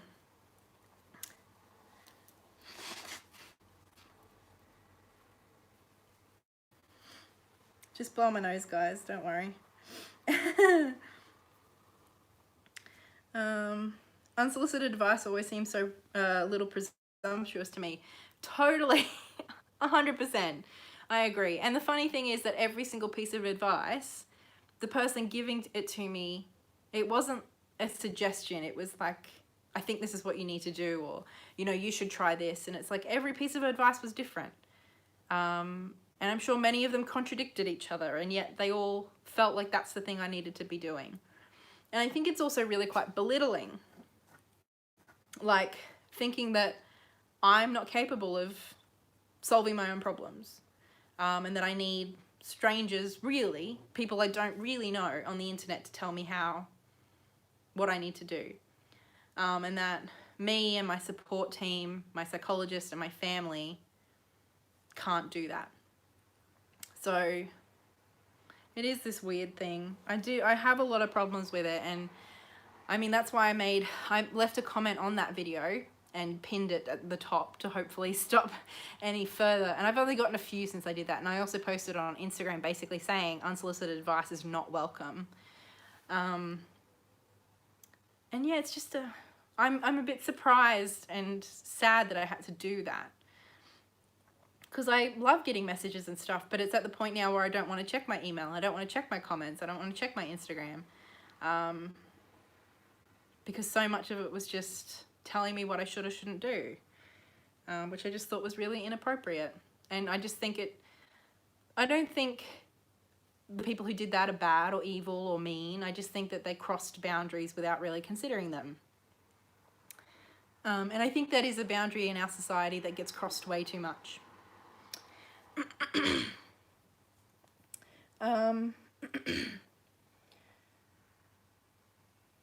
It just seems to me that there aren't any clear lines anymore. Yeah.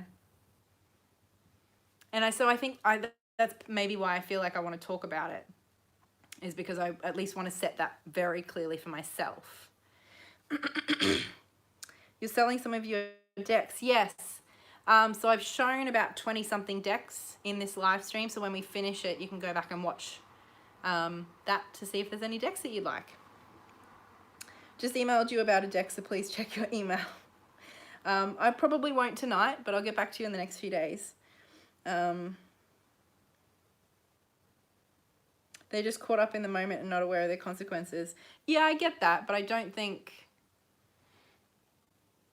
I mean, perhaps that's why I think it's important to talk about, is so at least people can be aware. Because, yeah, like I said, I don't think that it's done in a mean-spirited way. I don't think those people meant to be harmful or hurtful, but that doesn't mean that they weren't. Do you know what I mean? So that's why I'm saying, like, it's kind of that, it's just like everything. It's like when we call somebody out on something that's inappropriate or pushing a line, it's not being like, you're a terrible person, fuck you. It's like, hey, just so you know, this isn't okay. So next time you need to make a different choice. Like, it's not a judgment thing. It's just a, here's some information. I hope that it helps you make a better decision next time thing. Do you know?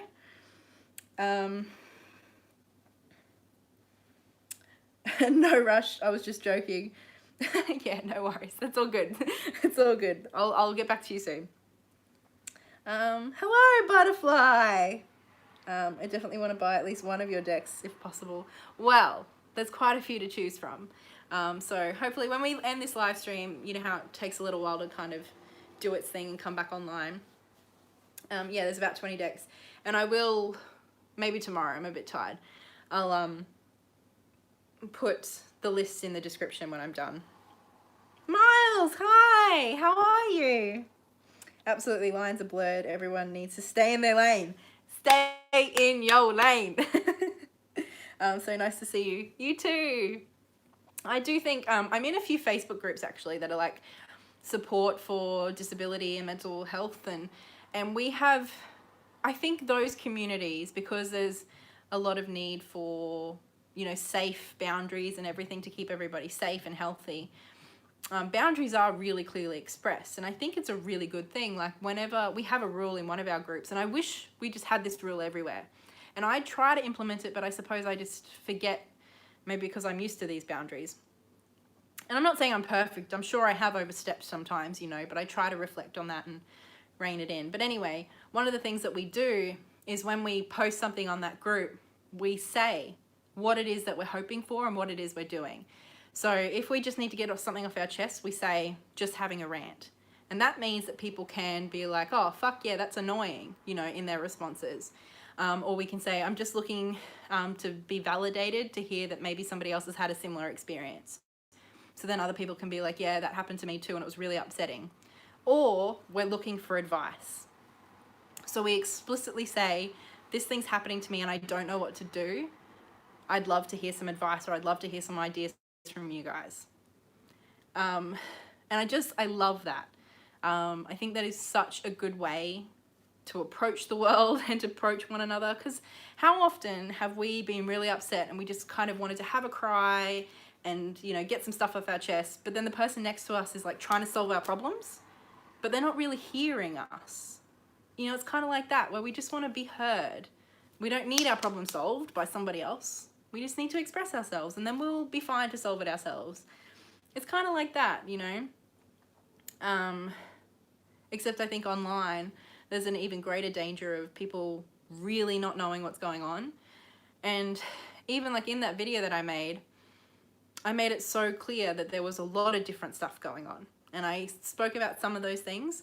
And obviously I spoke more about the things that actually were relevant to this community. But I said over and over again, it's not just one thing. And yet people, so many people, decided that they kind of knew exactly which one of those things it was, and exactly which one I needed advice about, and exactly what I needed to do. And it was just like, I'm taking a break, and that is my action that I've already decided to make. Like, I'm being proactive in this situation. Like, I've already done the thing that I need to do. I don't know, it just seemed so strange. But anyway.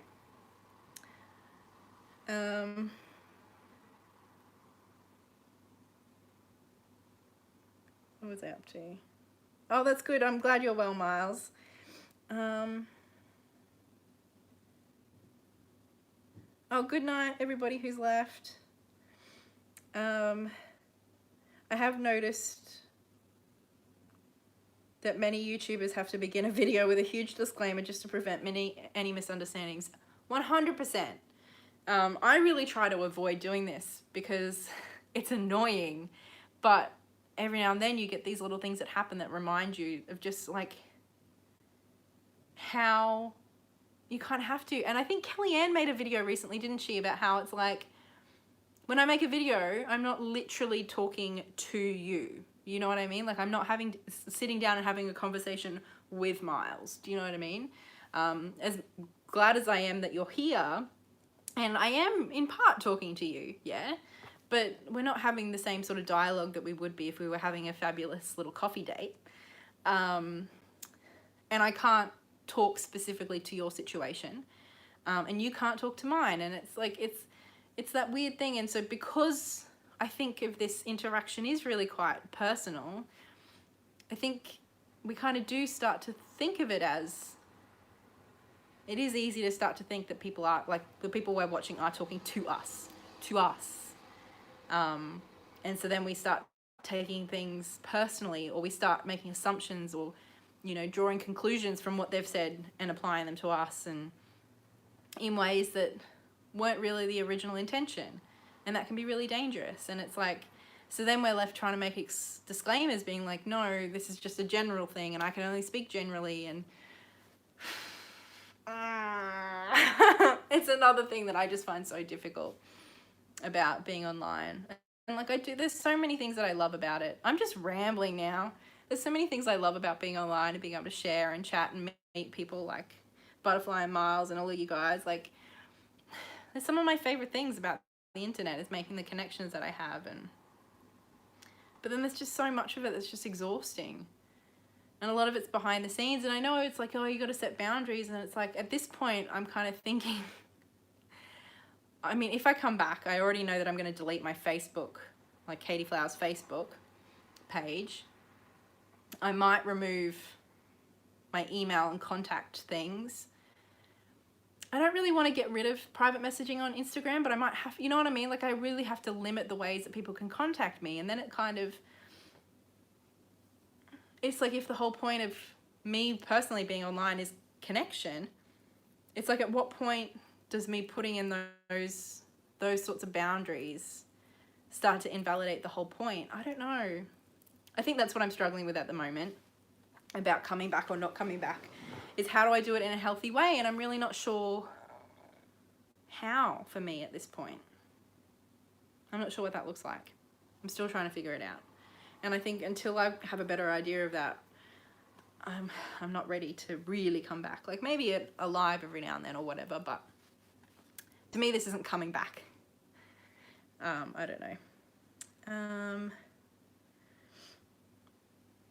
What you're explaining is so pertinent to me. Oh, that's nice, Butterfly. It's lovely to connect with you a little bit again. I feel like I haven't, I don't know. Hello.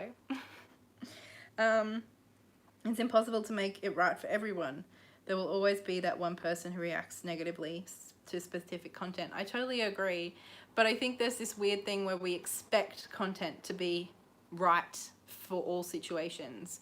You know, you see it all the time with like news articles or advice pieces or videos, and it's like, it's a really great piece of content that is generally helpful or generally insightful or generally inspirational or generally informative or educational or entertaining. But so often it's picked to pieces because it's not perfect for this very specific situation. And it's just like, nothing can be perfect for everything. And yet there's kind of this expectation that if it's not, then it's problematic or it's wrong or it's, and like, I'm all for calling out like problematic shit. But there is this weird thing that's going on online where, I don't know, we make everything so personal and we expect everything to be so personal. And I think we want it to be open and to have this great connection, but in kind of expecting that and putting rules on it, we kind of we break down that connection to a point where it's not really what it was supposed to be. I don't know. We taint it in so many ways. I don't know. I'm just rambling. It's getting late. I'm sorry, I'm not making sense. See, this is why I like editing, because I could stop and be like, what is it that you're actually trying to say right now, Katey? Okay, go again. Not just meh. What happened to free speech? It's almost impossible not to offend someone these days. I agree to an extent. I think our language is powerful, and the words we use are powerful, especially when we have an audience, and we have to be aware of what those words do, and the history of those words and the impact of those words. And yeah, but also like expecting somebody's one sentence to be perfect in every way from every angle just seems impossible to me. Love and hate the internet. Hashtag relatable. I think it's because YouTube and social media in general is not real face-to-face communication. It's difficult to know how to approach it from all angles. The boundaries and rules get so blurred. I totally agree. And I think, you know, maybe in 10 years or something, we'll have all this figured out a little bit more. I think because the internet and our social media and this sort of connection is really, really quite new in the grand scheme of things, right? That I think we just haven't, as a culture, as a society, as a community, we haven't navigated this together yet. And we, you know, boundaries are set by kind of butting heads over and over again and kind of establishing that. And I just don't think that's happened. And you've kind of seen it like evolve since the beginning of YouTube. Like, you know, monetization is just a really easy one to talk about, but back when YouTube first started and people first started getting monetized, it was like, if you did that, you were the fucking scum of the earth. Like, you had betrayed your audience, you were selling out. Whereas now we've kind of, you know, people like Anna Arcana made that video about how art is one of the few things that we devalue, to the point where we expect artists not to get paid. We expect creators to give of their own, you know, love and creativity. And so we kind of went back and forth on what is appropriate, you know, kind of levels of monetization. You know, AdSense money, cool, and some kinds of brand deals, but only ones that are appropriate to your brand and only done in an appropriate way. You know, we've kind of come back and forth on, and I think there's so many other elements of online relationships that we're still doing that with. And each, like YouTube and the internet, there's so many niches online too. So I feel like our community has only just kind of started to have that monetization, free stuff conversation in the last year or two, whereas big YouTube had that a few years ago. And so I think, you know, niches kind of do it on their own and develop slightly different boundaries and rules. And I think maybe the whole what is appropriate kind of communication between people and what can be expected of each other, all of that sort of stuff is stuff we still have to continue to negotiate. Until then, we kind of have to continue doing it on an individual basis, and as individuals, and for me, I just find it really exhausting. But them's my thoughts. I don't even know if I'm making sense anymore. Blair says that he can tell when I'm tired when I just kind of just talk, like just keep talking. Like, he will literally be at the computer with his headphones on and I'm just sitting there like talking. And he'll kind of like take his headphone, like just slip one ear off and just be like, Katey, go to bed. So I might be kind of bordering on that at this point. So I'm sorry if I'm not making any sense. You have much to teach about boundaries and about your YouTube online experience. Viewers will benefit from these bits for sure. I hope so, but I'm also not arrogant enough to think that I know I'm the one with all the answers. I wish there was some forum that we could all sit down and like write out guidelines, you know, and be like, okay, this is how we as a community are going to agree to approach and deal with each other. But we can't do that. Instead, we have to individually continue to assert our boundaries, and with I don't know. Yeah. We just need a forum, okay?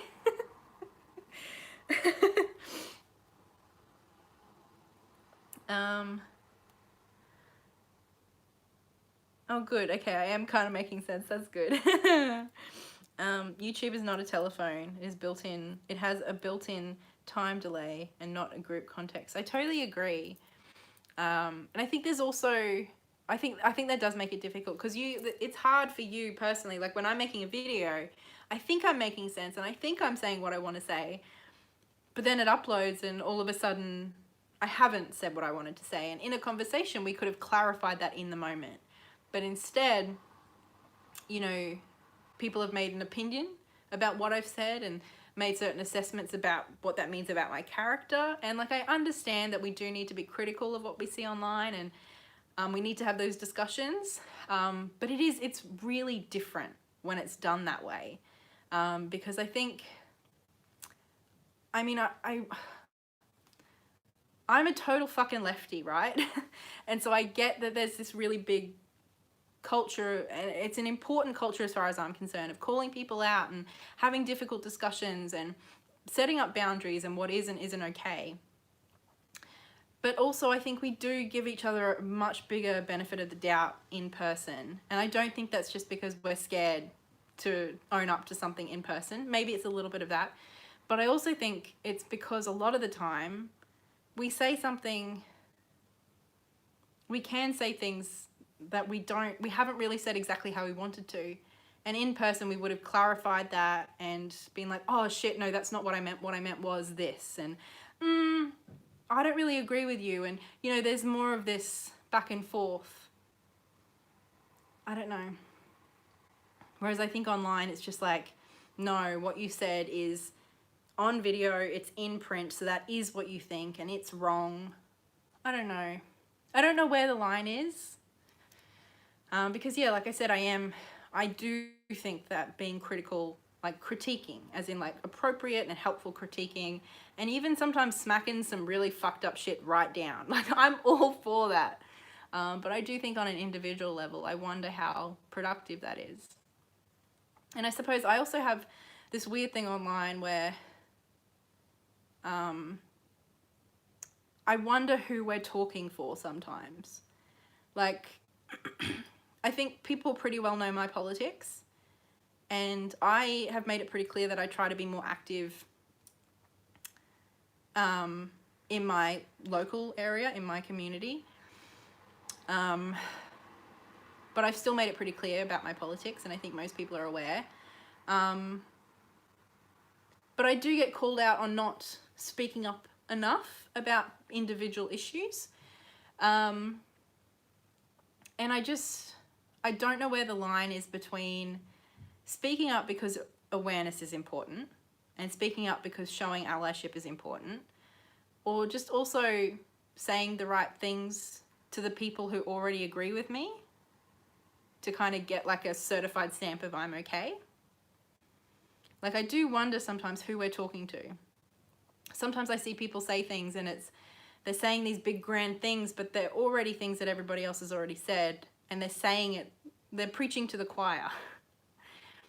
And it's like they're not looking, it seems sometimes that they're not looking to change somebody's mind or to make a positive impact.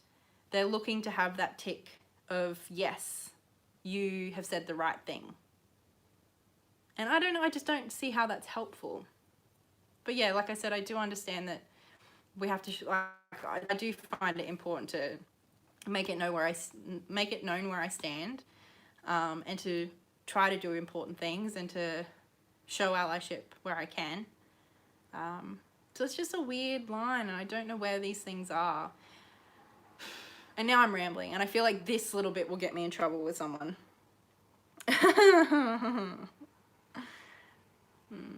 I don't know. Like, I'm not for closeted allies, right? I'm not for that shit. I'm not here for that. But I also just don't see the point in telling people what they already know about me and what they already agree with, just so that I can like kind of feel good about myself. I don't know. I'm just talking shit now, aren't I? Let me go back to the comments. I'm not going off on tangents. Where's Blair to tell me to go to bed? I probably didn't say that very well, and now I sound like I'm a... I don't know.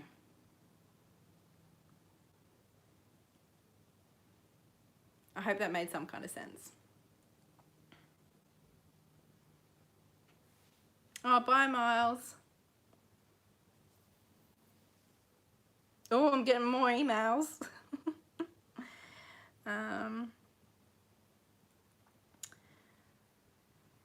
Yeah, I don't know where the line is. What decks are we talking about? We're not really. We're done talking about decks now. It's just Katey talking shit. Now it's just Katey rambling and getting a sore back for sitting on this couch that doesn't have a back. All right. I'm sorry. I feel like I shouldn't have said that last bit. The last like half hour has just been shit talking. To me, it sounds like having to walk on eggshells when making a video. Some folks agree, some don't. You do make sense. Yeah.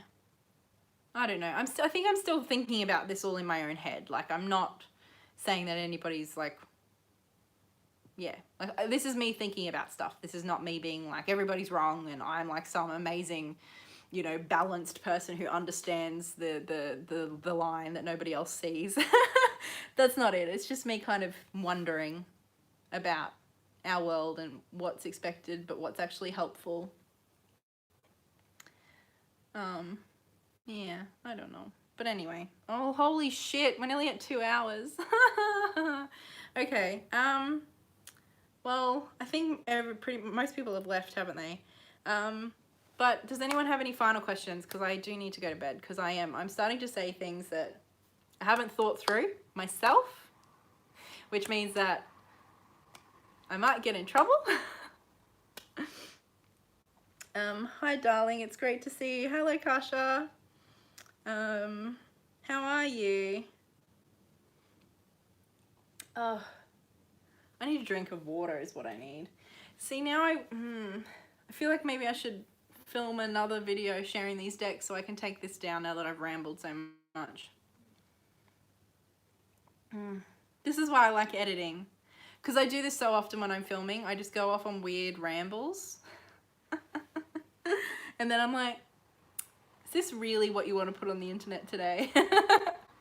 Is this really a conversation you're ready to have with 100 people in the comments? You're processing info intelligently. Well, that's quite generous of you, but thank you. It is good. You are making sense. If focus and negative comments, meh, you are okay. I do process stuff by talking out loud, and I think that's why YouTube helped me with a lot of stuff. It's because I process stuff by talking out loud. But then sometimes that means that, you know, I say something that maybe, you know, in half an hour's time I don't agree with, or, yeah. It's all just a process. We're all on a journey. Hi, Sammy. How are you? It's been such a great pleasure to talk to you and see you and share your point of views. Thank you.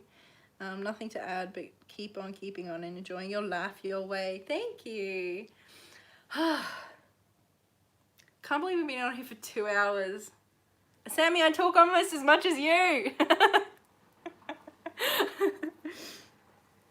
Oh, gosh, so many decks. Now, I don't know what to do with all these decks until they find new homes, because Blair's going to come home and be like, why are there 20 decks on our lounge?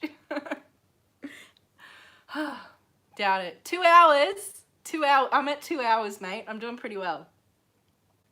Yeah, I always feel like I need to go back and make a new video once I've changed my mind about something I've said.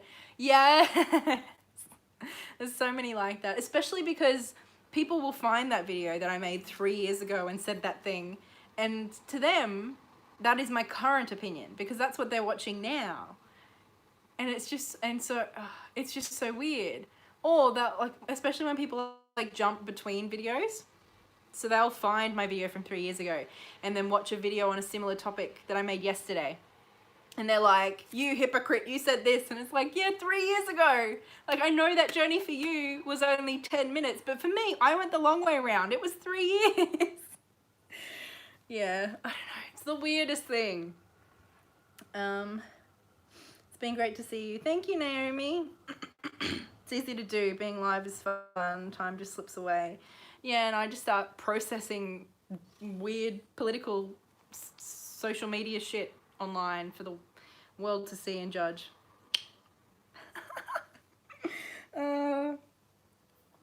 Yeah. Preach. Preach what? I forget what I was saying. Oh, it's getting late. Well, thank you so much, guys. This has been really lovely. I was really seriously feeling like I was just done with YouTube. And I'm not saying I'm coming back tomorrow, but I don't know. This has been really nice. I thought this was going to kind of just be like, yes, I'm back. Here's the decks I want to sell. Okay, bye. No, that's a little bit exaggerated, but no, I really enjoyed this. It's been lovely talking to all of you. But I really need to have a cup of tea. I haven't had a cup of tea in like 3 hours. But yeah, thank you all so much. It's been lovely. It's been a pleasure. I will update probably tomorrow. I'm tired. I'll update the description with the decks that I've spoke about in this video for sale. What's this? Please come back. We love you so much and miss you. That's very kind of you. Thank you. I'm glad some of you miss me. I mean, I don't want the internet to break because I left. I wasn't expecting that, I promise. But it's nice to feel like some people miss me a little bit. I think you're lovely, Katey. Try not to listen to any nasty people out there. Thank you. Thank you, everybody. It was lovely. And I'll get back to you all in the coming days about the decks. I won't rush, but I also don't want to leave you waiting too long. Thank you. You're all very kind. But yeah, okay. Well, it was lovely chatting to you all. I hope you're all well. Oh, no, Andy. Well, hello. Big hello to you. There you go. See, you're the only one who got that. So that kind of makes up for it, doesn't it? The live will, like this, I think I'll leave this up. Well, I mean, I have to with the decks now. But anyway, it was so nice to see you and get an update on how you've been doing. I miss you and your videos. And I think your videos are important, but what's most important is you and what's best for you. Thank you. Well, thank you, Butterfly. You too, hey. Although I'm just kind of like ignoring emails for the most part at the moment. Although if I saw your name, I might not. But anyway, guys, thank you so much. And I don't know when I'll see you again, but it's been lovely. It's been a pleasure. So, bye. And I pressed the X, yeah? I pressed the X, okay. Bye.